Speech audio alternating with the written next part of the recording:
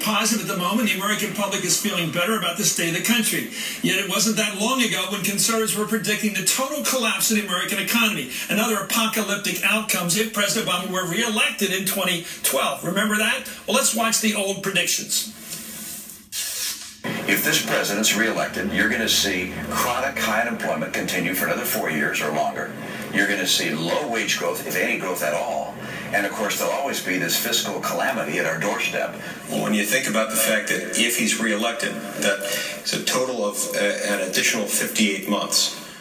With that increase, gas prices will be up at around $6.60 per gallon. The country's economy is going to collapse if Obama is reelected. I don't know how long.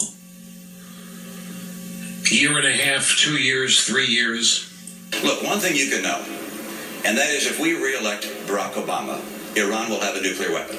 We're at a tipping point, and quite possibly our country as we know it may be lost forever if we don't change the course our country is headed. Imagine a small American town 2 years from now if Obama is reelected.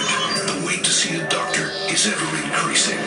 Gas prices through the roof, and their freedom of religion under attack. Senator Schumer, it seems to me, watching history the last 20, 30 years, the Republican argument has been, and I don't think Democrats make this argument, if you're popular, you must be successful. And if you're successful, therefore, you must be right.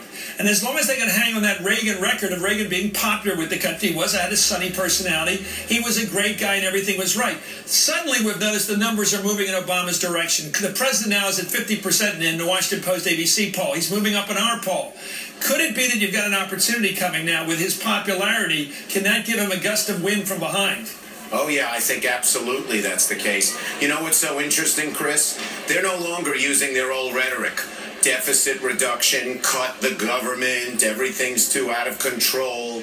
Instead, they're appropriating the president's rhetoric. They're talking about the middle class. They're talking about job growth. Now they're on our playing field. You know, for a few years we had to play on their playing field. They're playing on our playing field. And I wouldn't be surprised if things continue the way they are, and I have no reason to think they won't, that they're going to come and compromise with us. Just tomorrow, something unheard of, the day after the president gives his speech, having two Republicans trumpet the fact that they're for a minimum wage increase. Wow. It's not as high as it should be, but the fact that they're calling for it is interesting. And while it unites us in a significant wage increase, it divides them. I'm sure there are 20 or 30 Republicans in the Senate who won't even vote for it.